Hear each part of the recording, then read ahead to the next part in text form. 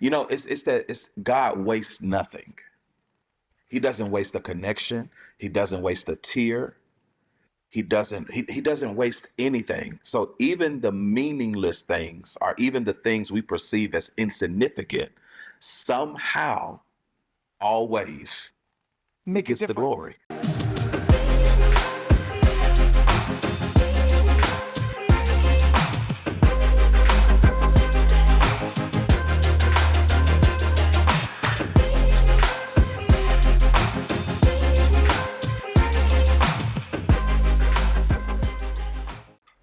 Welcome to the Pastor Chira Show. I'm Pastor Chira, and today we launch. We launch into new territory. We launch into new mindset. We launch into new relationships. Are you ready to launch out? Come on and launch out with me as we go into this conversation on today. And I am super excited because we are not launching into a new relationship today. No. This is with someone who I call, I don't know, will he call me this? I don't know, we're going to ask him in a minute. But I consider him a friend. I consider him a friend. I consider him a brother. I consider him someone that, I can call and talk to and get advice from because he has some stuff. Never mind. I ain't even going to do all that. I'm just going to bring him in on this conversation. Who am I talking about? I am talking about none other than Overseer Evan Risher. Yes, that's who it is. Do you see him? Yes! Mama, I'm on Chira Show again. This is the second time. I'm telling you, I'm excited. What's going on, Pastor Chira? How are you? I am amazing because I'm so much better that you are sitting here with me again. Yes, I'm so excited. Listen, I already told you that you're family. You did. And we are. We locked in. We are. That's right. Super locked. And I told you not long ago, we just had your episode, our conversation that we had from the Pastors and Leaders Summit 2024, where, you did those leadership tidbits and you were teaching us about those leaders that we don't want to have in our ministries. And we showcased the book and all of that stuff. But you know what? Before we get into all that, because they saw that, but we're going to get another piece of you today. So can you just introduce yourself to the viewing audience? Absolutely. Once again, I just want to say thank you again, Pastor, for having me. You made no mistake when you referred to me as friend. You are my friend. You are my sister. And I'm just excited and glad. I know that God favors me when he allows me to cross paths with people such as yourself. And so, again, I'm honored to be a part of the show for the second time. For those that don't, I'm a native of Fort Worth, Texas, the Dallas-Fort Worth area. And I pastor a church here in the city called Ramp Church, Texas. And I planted that ministry in 2012 after my pastor, Bishop S.Y. Younger, released me. And then we planted another location in Los Angeles in 2020. And so I'm just, what's that song say? I'm just a nobody trying to tell everybody about somebody who can save anybody. That's I'm happily married with a beautiful daughter, and I got a kiddo on the way any day now. My son will be here, so I am elated, and so I'm on baby watching duty right now. So. Exactly. I mean, our heads are just spinning right now, just waiting for him to come, because we all know that, we are all on his time right now. We are all on his time. His time. Yes. That's what he says. So when she says it's time, that means that he said, I'm ready. So Exactly. But I'm so excited about your growing family and what you're doing. And so wait, so Ram Church, Texas is part of Ramp Church as a whole? Internationally, yep. Yeah. So Bishop Younger, he planted a church Bishop S.Y. Younger. He planted a church in 2005, which I had the privilege of undergirding that and being one of the charter members and helping him plant. Oh, He wow. actually Christ in 2005, the year that he launched the church. And after I gave my life to Christ, he allowed me the opportunity to serve high school students and young people. I started out as a youth minister, and for 8 years. And so it's the same ramp, same same network. Wait. So you weren't saved, got saved, and became the youth The youth pastor. pastor. Yeah. How was that transition? I mean, from just not being saved at all, like not being in the church. I'm not gonna say you weren't saved, because I don't know what your background was and how I you wasn't. grew I up. wasn't saved. Not, you said no. You said not at all. No, No. no. I'm not even gonna lie to you on here. I wasn't. You was new to this. You was new to it. I'm talking about Green. I didn't go to Lynchburg, Virginia. That's where Liberty University is. I got a basketball scholarship to go play ball there. Okay. And so I was dating this young lady, and she was like, if you want to date me, you got to visit my church. And so I was like, okay. And so I went to the church. And here's the funny thing is that I got connected to the church and I got connected to Bishop Younger. She was like, you going to church too much. I'm like, wait. Now wait a minute. So I know we want to talk about but that's what happened. And so Oh, now 19 years, 20 years later, Bishop Younger is still my pastor. like, and so even in that, you became the youth pastor because you understood, and I'm saying this, and you can correct me, but you understood what it was to be in the world. You understood what Correct. it was to be in those streets. You understood what Mhm. it was to not have, those connections that other men had with other men, and that it was really meaning relationships in order to help you be who you are and be cultivated into being a man and not just a boy or a male. Like how oh I'm sorry. Yeah. My experience from the world allowed me to be relatable, Exactly. you Exactly. know, and relevant. I think so many times because Pastor Shah, I love how we have conversation because always leads to different um, glory pockets. I'll call it right because the reality is that we're in a day now where it seems like we're laying hands on the same people every week. Where we call church growth pulling other members from other churches, but you know, Mhm. yeah, I was the world. You know what I mean? And Mhm. so I wanted our ministry wasn't targeted to the saint, Right. but it was palatable for the sinner. And so I would go to these young people games and local basketball games and recitals. I would just show up and just introduce myself and say, "Hey, you want to come to my church?" You know. And so we grew from like 5 students to like over like 130 students. It was amazing. All because you were just going out and go. Oh wait. Is that what the word says? Go ye, therefore, go, go. That's it. Ain't that That's it. In the highway, come ain't, on, ain't that what it says? all that in the hedges, go compel them to come in. Go Right? right. And that don't Go. mean go to Yeah. another church and come. Right. Right. Right. That means There's go outside these streets. yeah, the harvest is plentiful, but the laborers, That because we don't if want to you do that work. no, We don't want to do that work, and no, that's some of the no. stuff that you teach. That's how you teach. So how did your teaching of your leaders and those who are even gleaning with you now and growing with you, how do you teach the discipleship part? Because that's all we're doing. We're discipling, right? We're going out and Yeah. bringing in.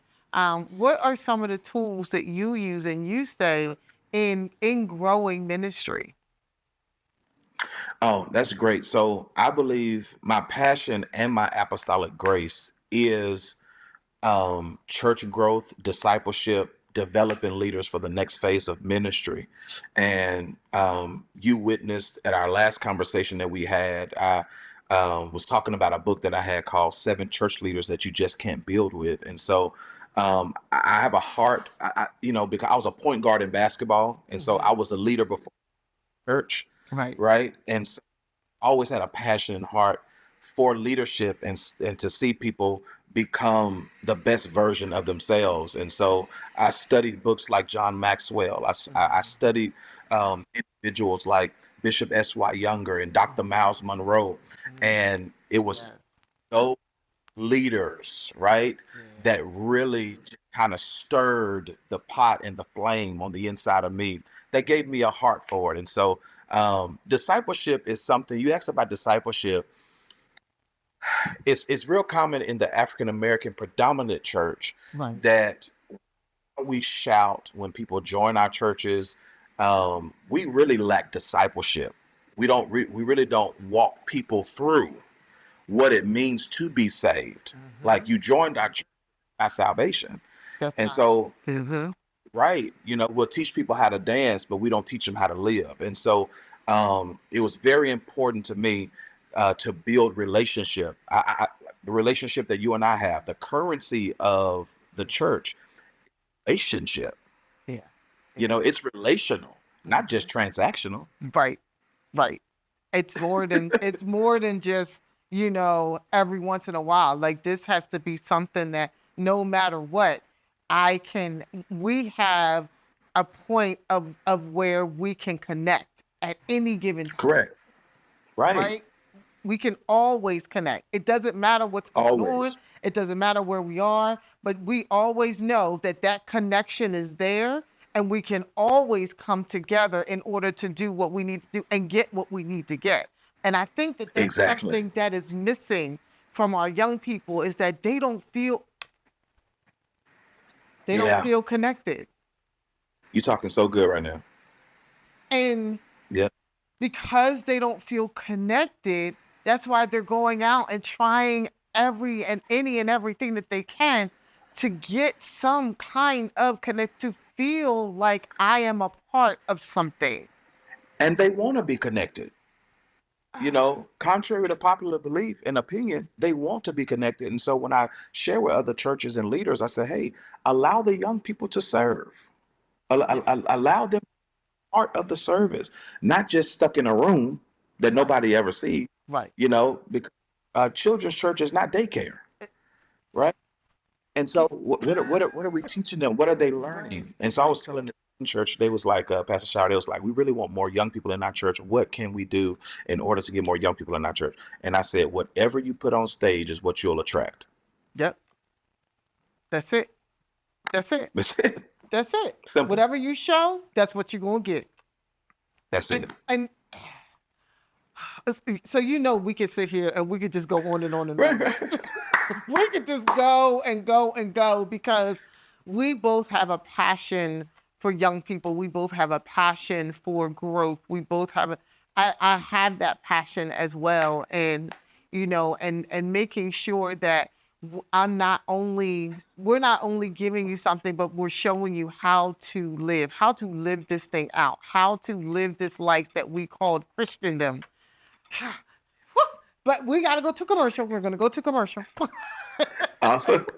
And on the other side, we're going to talk about something else that you have done at Ramp Church, Texas. And we want to talk about that because, oh my goodness. Oh my goodness. So I want y'all to stay tuned. We're going to commercial and we will be right back. Right back.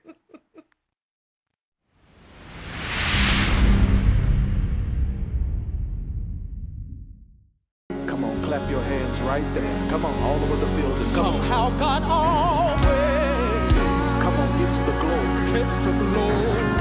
Somehow, always. Somehow God always, I wish I had a praiser tonight. Come on, lift He those hands. gets the praise. Somehow, always. Somehow God always, He gets the glory. gets the glory. Somehow, always.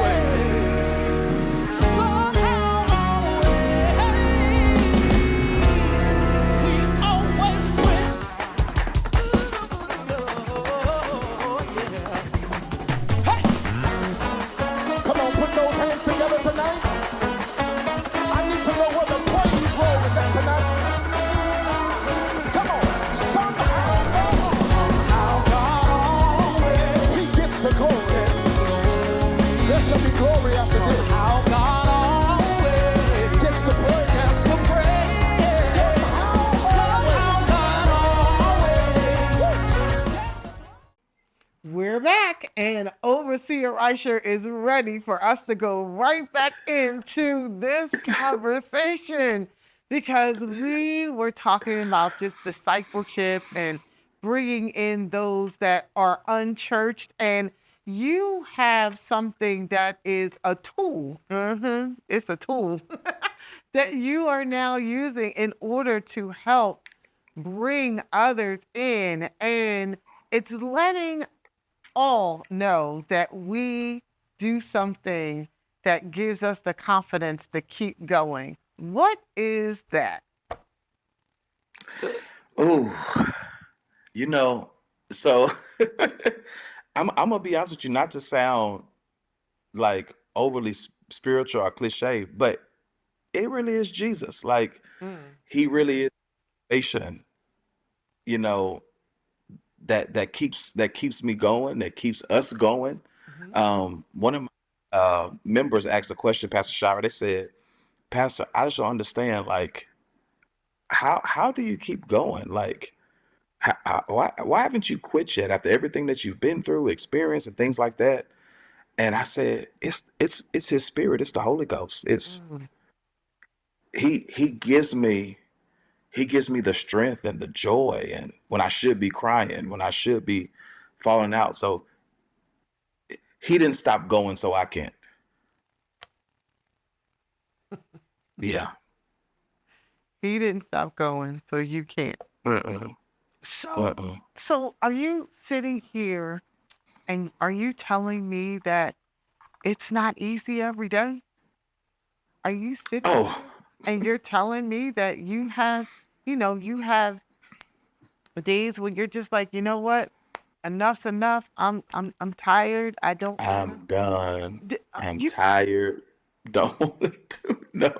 Absolutely. Yeah. Yes. you Yes. And do. we said with Elijah too, don't we? Uh, He said, "I'm done. I'm through."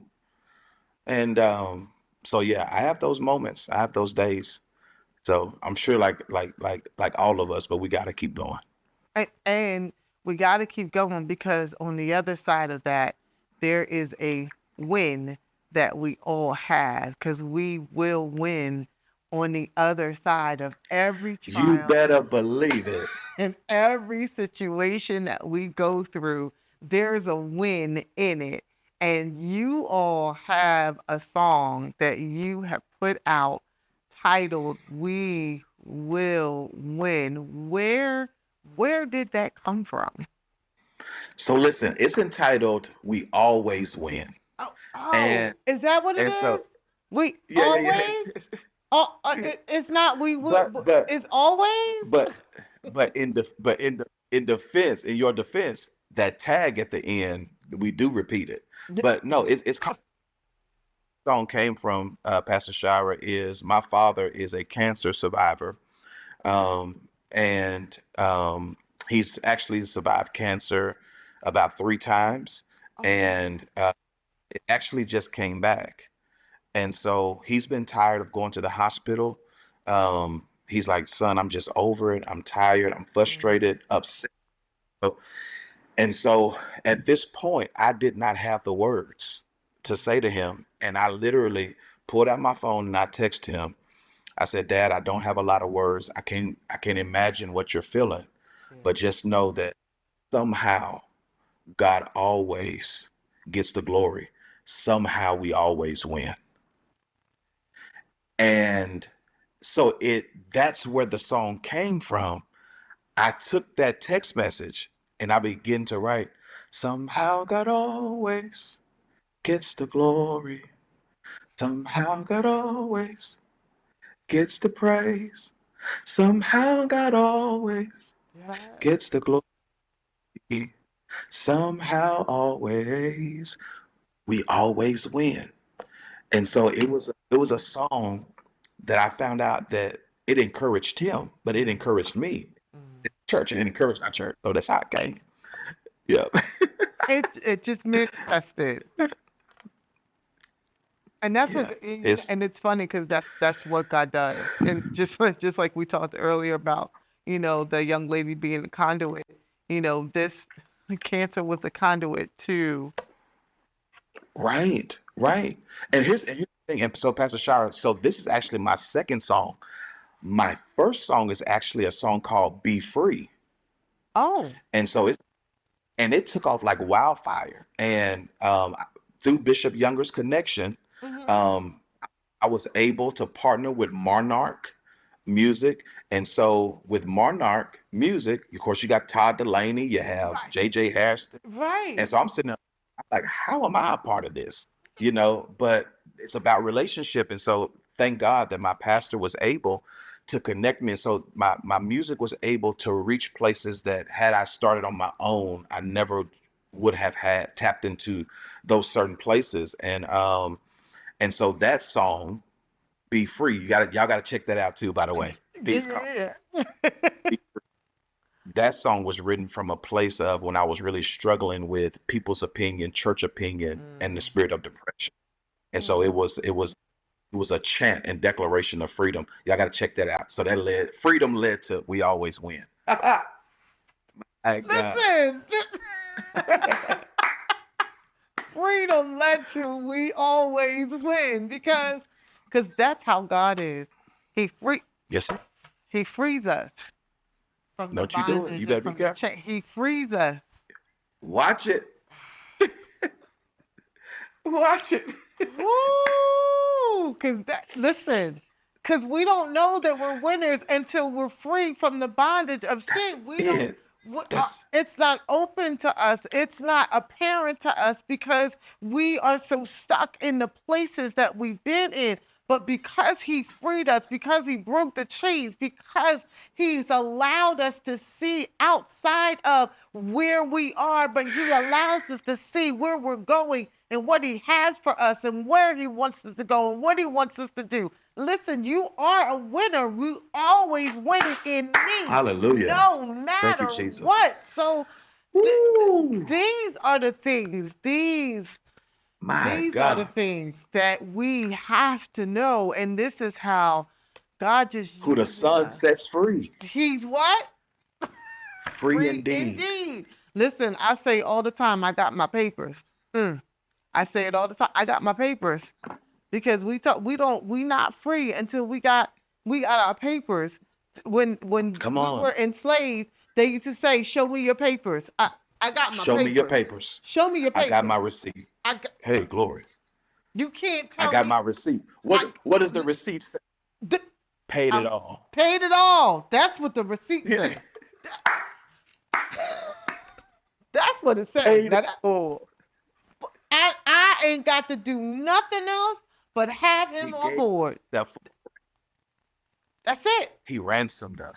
Man, And we always win. I'm so glad that you have penned this song and you have put it Thank out you. there for all to hear, and even from the place that it came from, allowing your father to know that no matter what, No matter what. you're not, and I like that part too. Thank you, Because Jesus. it's not just that you're not in this by yourself. We're here together. We're with you. Yeah. We are winners. We That part. are victorious. We. That's it. You're not by yourself. And No. we have to let people know that you're not by yourself in this. No, you're No. not. You don't have to do life. You don't have to do life alone. You don't. You really don't. So I'm gonna take this time. I'm gonna bow out. And I'm going to allow you to speak to the people and say what God has on your heart to say to everyone that is watching today. Thank you, Pastor Shira. I'll just say this, and I just want to encourage somebody, as I mentioned earlier, that if you're feeling discouraged, if there's a sickness in your body, maybe you got a bad doctor's report, maybe you've experienced loss or a horrible breakup, and you don't know how you're going to recover. You don't see the light at the end of the tunnel. I want to encourage you to trust God. Um, just because it's hard, it doesn't mean that it's not God. And there's a light at the end of the tunnel. If you can just keep going, if you can just keep pressing, then there's victory waiting for you on the other side. How do I know? Because I've seen God heal my father before of cancer, and he can do it again. We always win.